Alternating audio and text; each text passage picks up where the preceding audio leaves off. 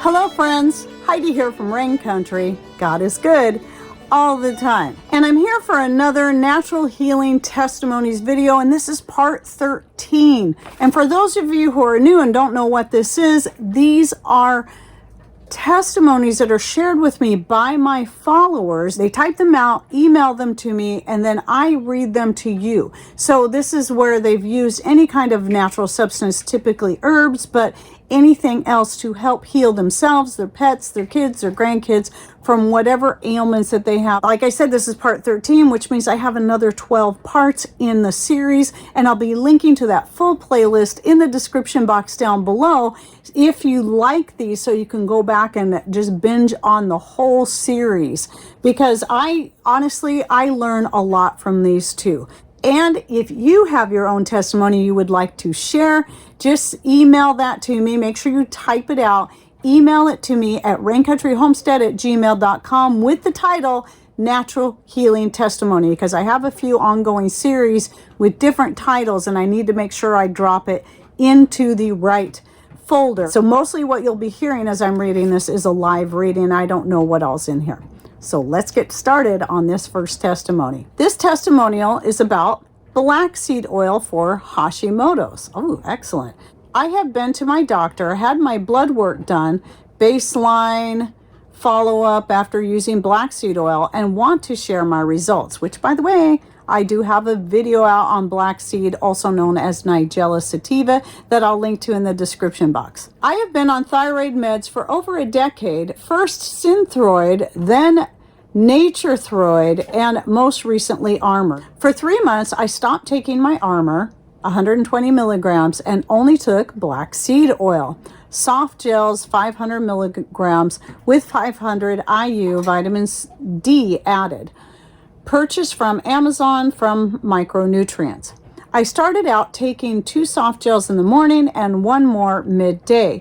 I quickly realized that I needed to reduce the amount as I began to exhibit hyperthyroid symptoms. By the 3-month mark, I was taking 1 soft gel per day. Blood work came back as some of the best numbers since I had been diagnosed. On the low end of the normal range, which is where my body functions best. Added benefits were, my hair stopped falling out and started growing like mad. My fingernails became healthy and strong. The aches in my joints disappeared, and I actually lost weight. Oh, this is a great testimony. I'm loving this so much. My doctor officially took me off the Armor and told me to continue with the black seed oil. Wow, very cool. I will have to continue to get blood work to make sure that the results are long-term, but yay, black seed oil for the win. That is so great. Then she does put, please note, I did this with my doctor's okay. For those who say my doctor would never approve of that, mine didn't either at first. I came prepared with studies showing the benefits online, look them up, print them off if necessary. It might also be important to point out that I am a very assertive person. Yes, you must be. Remember, you are paying your doctor. They work for you, not the other way around. I am a firm believer that my doctor and I are working together for my health and well-being. Awesome. I do my research and expect my opinion to not only be heard, but taken in consideration for my treatment. A doctor may think they know best, but they do not know everything, and I do not tolerate dismissiveness. Excellent. That is in fact, I was just telling Patrick this morning, there are a lot of great doctors out there that know a lot. Like for me, because I have thalassemia, it is really hard to find a doctor that knows anything about thalassemia. But it just so happens in our small town, when I came here, first doctor I went to actually knew what it was and understood that I shouldn't be taking iron. And that was so great, because when every other doctor does blood work and they see that you're quote unquote anemic, oh, you need to take iron. Nope, that'll make you more anemic if you're thalassemic, like I am and my sons are, because we are of Mediterranean descent. So anyway, again, as I said earlier, and as she's saying here, you got to remember your doctor works for you, not the other way around. Do your own research, come prepared. But for us, as far as the thyroid, I did my own research, and I did it without a doctor's help. I'm not saying that's the way you should do it. I just knew that I didn't have a naturopath around, and personally, I just didn't trust any of them to be willing to work with me that way. So I just did my own, and I just didn't want to keep paying for blood tests either. That was my other thing. And then I just went by how I felt. Now, Patrick has had blood work done several times because he has to, because of his CDL. In order to keep his CDL, he has to get the physical done every couple of years, and never any problem. They say his health is great. Typically, it seems like with every exam he gets done, they tell him, boy, you're healthier than most men 30 years younger than you. So, sounds good to me. Anyway, next testimony. I have a testimony about mullein. I originally made a mullein salve for joint and muscle pain, but I found it works on bug bites and is good for skin. So my husband gets sunburn really bad every year, so I had him put the salve on after being in the sun too long and was really red. About a half an hour or so, his pain was completely gone and his skin was healed by morning. That is excellent. That is excellent. Another incident is when my friend's husband fell onto his wood stove and he got a really bad burn. He didn't go to the doctor, but his wife was putting store-bought ointment on his burn. I told her I have a salve that he could try, which was the mullein salve. After I gave it to her, she called the next day to tell me how good it worked on her husband's burn. He said it was the only thing that took the pain away and healed quickly. And she wanted to buy 6 containers of it from me. That is so cool. I love the healing power of mullein for both internal and topical uses. That is amazing. Thanks so much for that story. Okay, moving on to the next one. I want to tell you about a recent discovery. I have been stressing over all that is going on in the world and breaking out with fever blisters. Ugh. I usually take Super Lysine Plus by Quantum when I start getting them, as it is awesome for preventing cold sores and acne. However, yesterday I felt one starting in the usual spot on my bottom lip, and before it broke through the skin, I tried putting a small drop of pure oregano essential oil on it because I know that oregano oil kills viruses.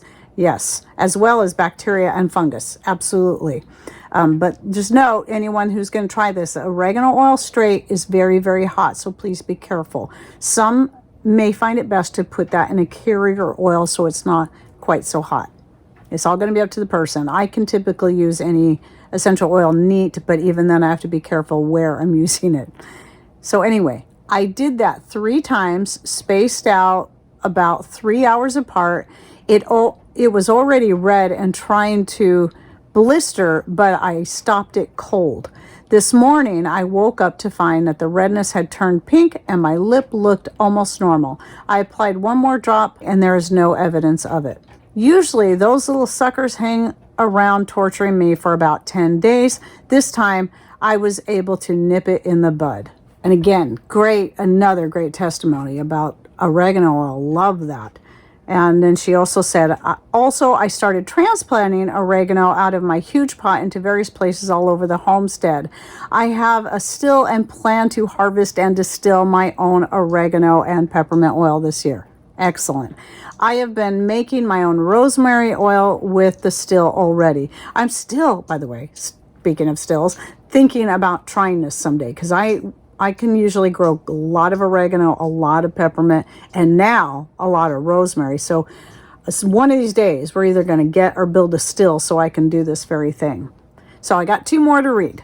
Hi, Heidi. Love your channel. I just want to pass on an amazing treatment cure for contact dermatitis or poison ivy. I love to work in my gardens, but unfortunately I am so allergic to anything that is green that I have to wear long shirts and pants all summer when I'm working outside, or I end up in the emergency room on an IV to kill the poison that attaches itself to my blood and gives me itchy welts all over my body. Ugh. I discovered that Jewelweed, I've heard a lot about this. I haven't used it. I haven't found it growing around here yet, but apparently it does grow in the Pacific Northwest. Crushed up and rubbed all over my skin when I'm working outside kills the oils from the plants, including poison ivy. I no longer worry about the itchy welts and no more visits to the ER. God is so amazing that where poison ivy is growing, he also grows jewelweed in the same vicinity. Very cool. Okay, last one. Researching good herbalists and recipes, I came across your wonderful channel. I have used your elderberry syrup recipe for a couple years now and made believers out of our doubting youngins, their co-workers, my friends and neighbors. Kudos and my grateful thanks. Oh, that is so great to hear that. I actually find I make up a big batch, try to make a big batch every year. So I always have some on hand to share with family because I'm more likely giving it to people who need it than actually using it myself because we hardly ever need to use it. And then she also says, I made Solomon seal tincture. That's one I haven't tried, a Solomon seal, by the way, so don't ask me about it. For my soccer playing granddaughter's ankle injuries, and it healed my shoulder injury too. Put the tinctured root slivers with some of the vodka in the blender and slap that poultice on, cover with a cloth and plastic wrap and relax for a couple of hours. 2 days and pain and soreness was gone. That's great. I didn't know that. I've heard of Solomon seal.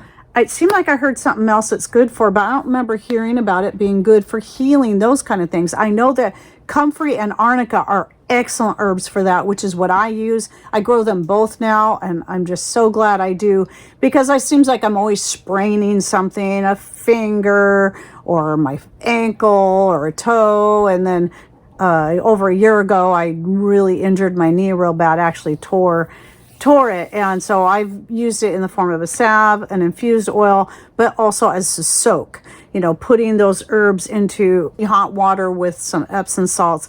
And that did a lot to really help a couple of different broken toes I've had.